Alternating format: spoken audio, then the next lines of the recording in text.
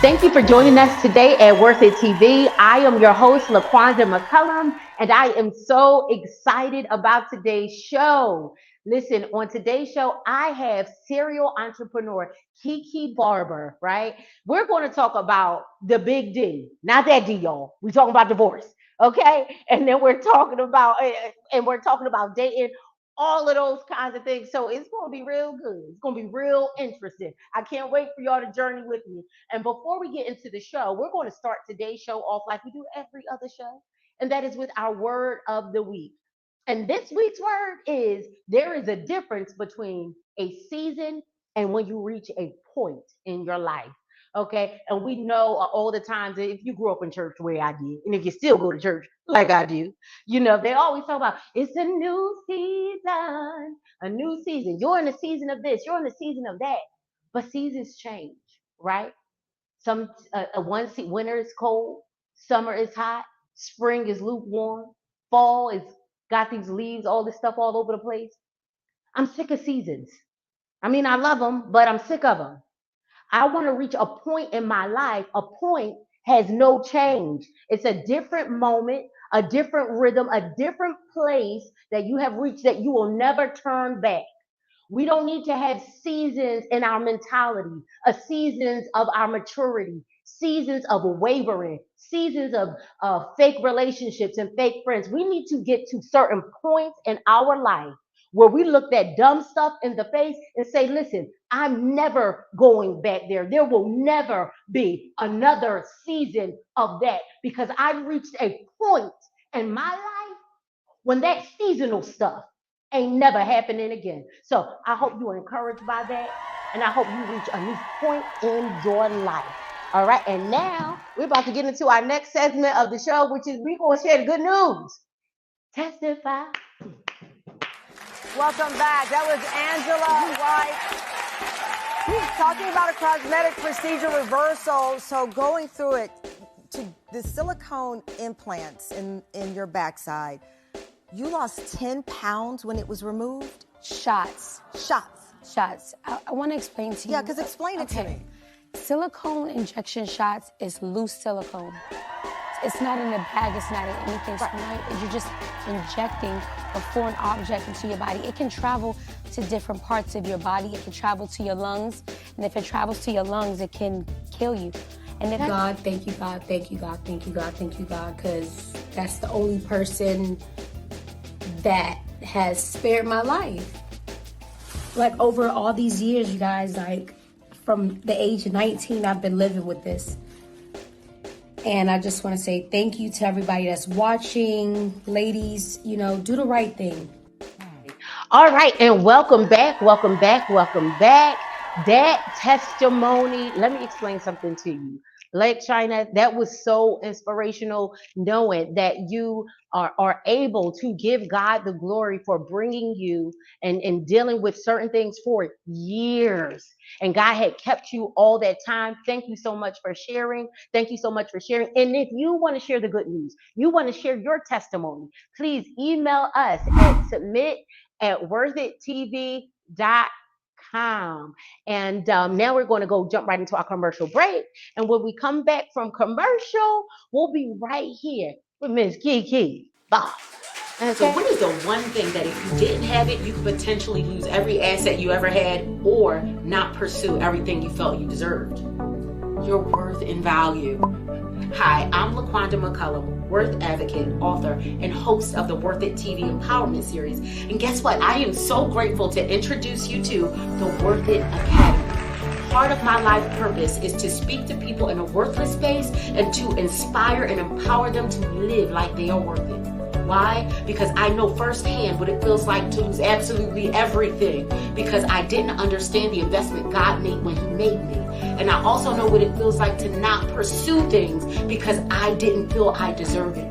But I also know what it feels like to reclaim my worth and to get up and go get everything that God said was mine. And I want to share those tools with you inside of the Worth It Academy, because your dreams are worth it. And I know that once you rediscover your worth, you will be positioned to get up and go get everything that belongs to you. Join us today inside of the Worth It Academy.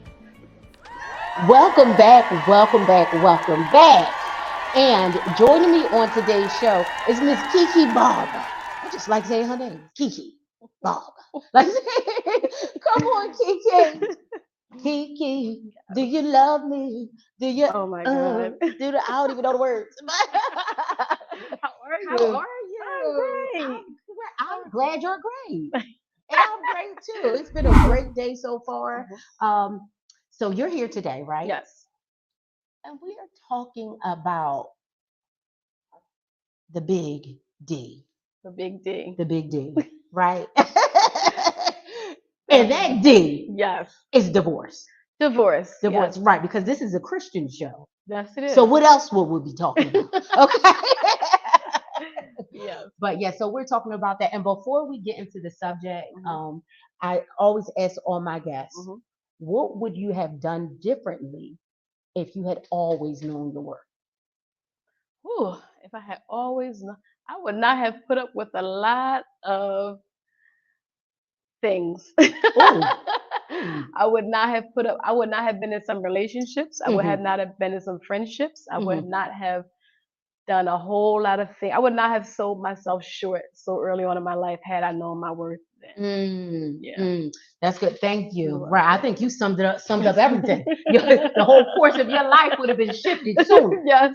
Sooner. Yeah. So let's thank you, because I'm the same too. But so let's just get into this topic a little bit, because I'm sure, like myself, we could go on to discuss many things and many experiences that we had to hurdle based upon your response to the worth it question. Yes. You could probably go on for days Definitely. about a myriad of different things. Definitely. But today we're just going to take a snapshot out of your life, Yes. right? And we're going to talk about divorce. This is a heavy topic to discuss. It has so many layers to it. Tell us about some of yours. Okay. So my story of divorce, it happened, I wouldn't say unexpectedly, because it was like going down that road. You knew that it was going to happen eventually, but you always try to put the brakes on so it won't happen, because you don't want to. It's a stigma in the church. Oh, so you grew up in church? I grew up in church, yes. Okay. And it was that thing of, if you get a divorce, what is God going to say, and what is the church people going to say, and you come in here with somebody different, what is it going to look like, and things like that. So I always pushed it back through all the adultery, all the things that were happening in my marriage. It was like, stay, just stay. Let me ask you, because I want to go somewhere with that. But before we do, how long were you married? I was married. My first marriage was 11 years. So you were married well, how old are you? You look 23. So when did you get thank married? You, okay. so when were you married? So I was married at 20. At that time, I think I was 25. Okay. I think I was 25, and it lasted for, about 11, almost. Well, the divorce was final about the 12th year. We had a child together out of that. I had a previous child before that, so we were, my youngest daughter was about 1 when we met, and then we had our own child 8 years later.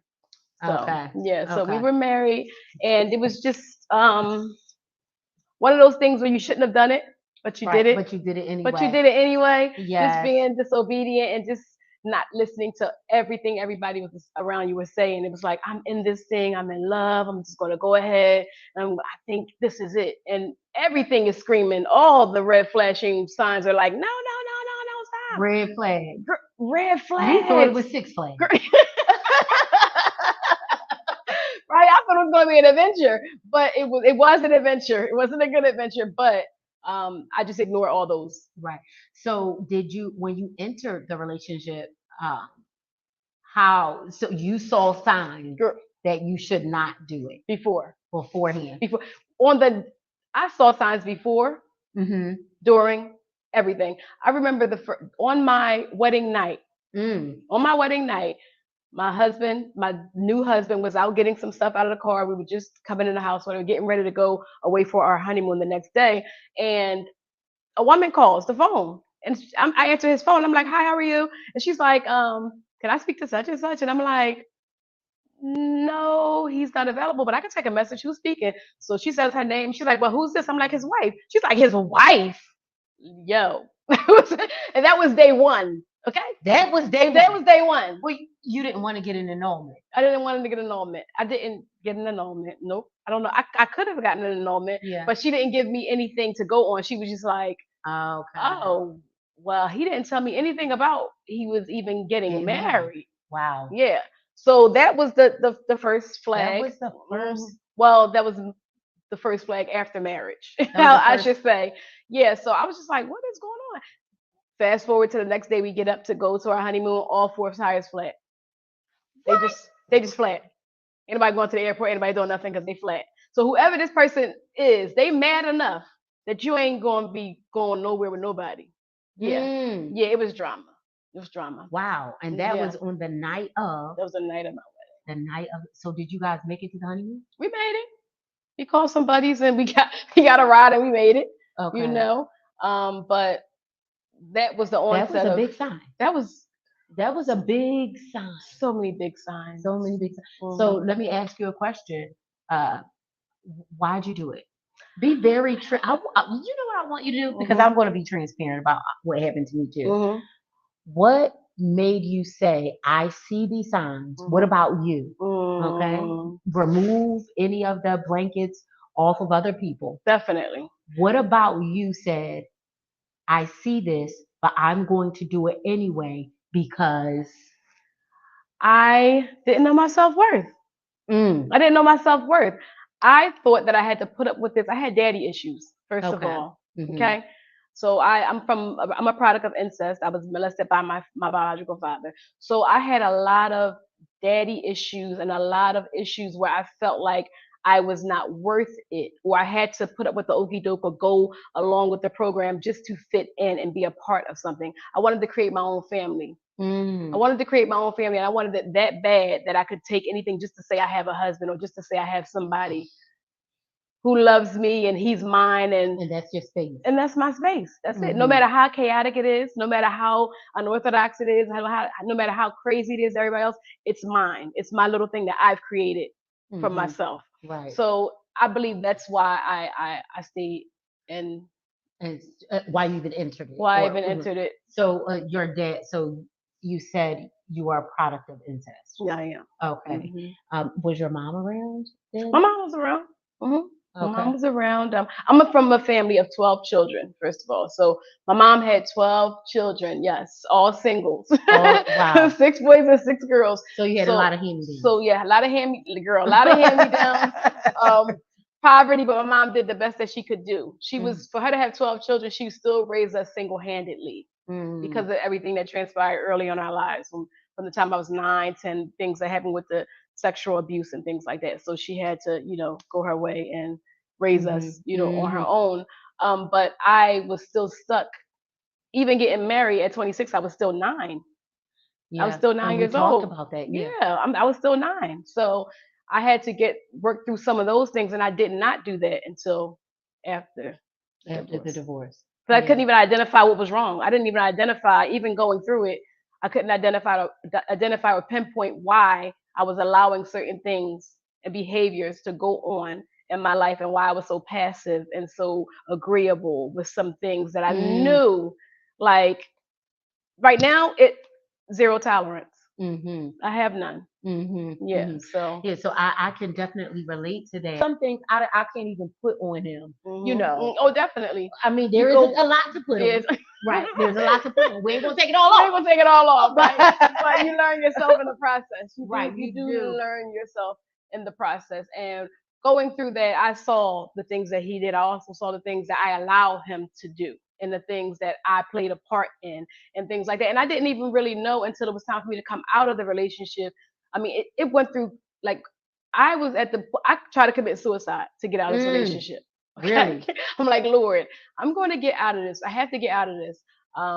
Wrote a letter for my children and everything. Like I had 2 daughters, you know, and I was just like, I can't be in this. But I was such in a place in church where it wasn't a relationship with God. It was a relationship with the church, honestly, because Let's talk let that. me tell you Let's that. talk that. It was a relationship with the church and what the church thought about me and what they would think about me and me being a failure in this space or whatever in my life. So it was. So I was just like, Lord, I'm gonna just end it all. I'm just gonna end it all, and I deal with the consequences but I can't live here with this person for the rest of my life. But it was just like simple, like Key, divorce never crossed my mind. Like you gonna kill yourself?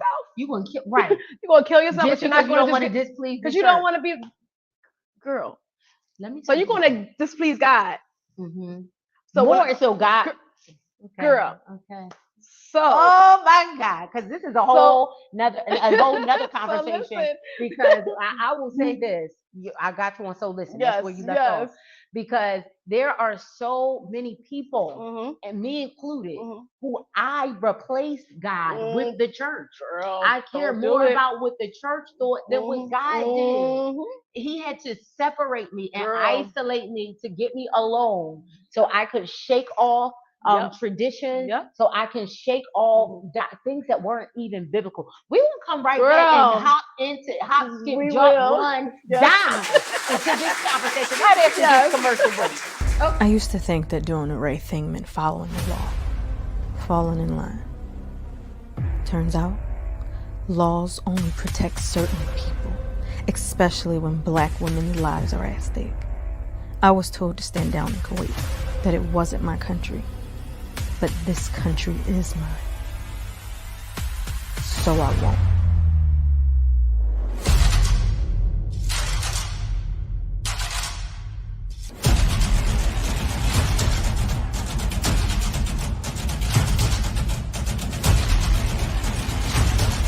You run into some trouble? Turn that shit into a graveyard.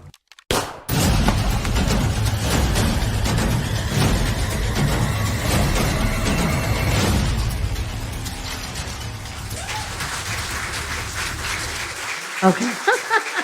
And welcome back. Okay. Now we're back in. Yeah. We're back in deep. Yes. Okay. All right. This stigma surrounding the church. Because this is one thing that I want to say. I'm a church girl. Okay. Not the one Beyonce was talking about. Not that kind Not of church that one. girl. Okay. Not that one. You ain't that one either. Not at all. Okay. I am a church girl. I really love God. I live my life to try to please God as much as humanly and spiritually possible, right? And so my relationship, the relationship that I've grown to understand as a child was more closely knit together with the physical church than it was an individual relationship. Yep. And so a lot of what they said was how I lived and orchestrated my life. So tell me on that, if you can relate, but then also how that impacted you staying longer than you should have, or even entering it as a whole. Or entering it as a whole. So I'll start with this. A lot of mental illness comes from people trying to combat spirituality and pleasing God versus pleasing people. And people get it mixed up. They get it. When I had to have my come to Jesus moment where I was like, Lord, you're not even pleased with nothing I'm doing. I'm trying to please these people, and these people ain't got a heaven or hell to put me in. What is going on here? Preach. When I had to do that and had to come to Jesus moment, and I was just like, I'm ready to kill myself and deal with the consequences over there or wherever happens. Because I don't want people to look at me as Kiki disappointed us. Her marriage didn't last. She failed. This is a failure, whatever. And I was really stuck with Kiki. You really bought into this whole thing about the church and the people pleasing. And I've had people pleasing since I was a child. I've always tried to be the person to make everybody happy all the time. So it just grew with me as an adult, where you're trying to be a fixer and you're trying to make have this perfect picture of your life where Mhm. you don't want anybody to see any flaws or anything like Yeah. that. So anything that happens behind closed doors Mhm. anyway, and you don't dare put it out in the In the- front in the because you front. want to look all the time. You Right. got to be all the Put together all time. the time. Let me just say this because Mhm. in the Bible even says this. Mm. We overcome by the blood of the Lamb And the word of our testimony. That's it. And so many times we can't overcome anything because we won't Girl, we won't testify. testify. But that's what we're doing right now. We testify. We testifying. We Right? testify. Because this right Yes. here, this is the church, Yes, baby. this is the church. This is the right here, right It now. is. This is the church. It is. And we're gonna have some people Mhm. overcome. Yes, because they we have out to. here sharing our truth. They have to. They have to. People are suffering in silence. Yes. People really are suffering. And I had a segment on, I have a podcast too, but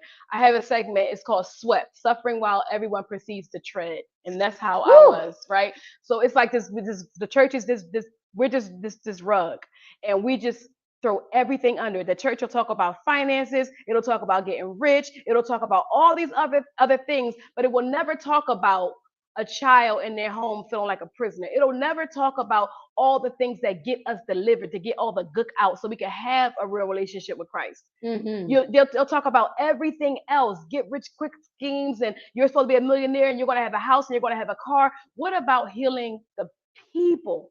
Mhm. And that's what I had to do. I had to come to Jesus and I had to bear it all, just naked. You see me in all my flaws. You see exactly who I am. You see this facade I'm putting up, and I'm driving myself crazy, Mhm. trying to look perfect for people. And that's when I came across the disease to please, like the disease to please people. Wow. And I said, Lord, deliver me from the disease to please people. And when I say he took that thing just like that, and people started thinking she's different now because I said no. And I waited for the awkward pause because I don't got to tell you why I said no. I'm not going to make up a lie and say because such and such. I'm just going to say no. Okay. And you deal with it. Right. You know, I'm not going to give you a reason. And I'm not going to give you a reason. So I had to get over people and just have an intimate, not church going every Sunday and Bible study every Wednesday. I'm not talking about that. I'm talking about getting to know Jesus Christ for who he is, my Lord and Savior, speaking to him. And he allowed me to know the decisions I can make. Because I'm like, Lord, is this okay with you? Right. To be stuck here? To be stuck. Right. Do you want me to live this way for the rest of my life? For the rest of my life. Am I supposed to because I took a vow and I made a mistake because I went before you? But do I have to now live in this thing for the rest of my life? And God, no, you don't. You No, don't. you don't. You don't. So in order for you, one of the biggest barriers I'm hearing is the decision to leave or stay or to lose your mind or to lose your life. Or lose your life. You had to disown people's opinion or give up that disease to please. Go to God authentically and then get his answer. And get his answer. Yes. And so, okay, thank you. So that's one of the things I want to point out to people as well, because there's so much, you could talk about the church. There's a stigma, associated with divorce in the church, but there's a stigma associated with divorce in the world. So we're dealing with two layers of things that are trying to smother our decision making, right? And it's like you had to break outside of this cycle and outside of this bubble, excuse me, and then really get into relationship with God to be able to even make a decision. For him to say it's okay. Yeah, for him to say it's okay. So at what point, so when you decided to go ahead and get the divorce, was it something that you initiated? It was something I initiated. It was something God initiated. It was something I initiated, but so I came home. I was being cheated on. I was being a whole bunch of things I took on myself. But the Lord knows me, and he knows that I'm not going to allow things to happen to my children. And I was like, Lord, I sat on the side of my bed and I said, Lord, if you want me to stay, I'll stay.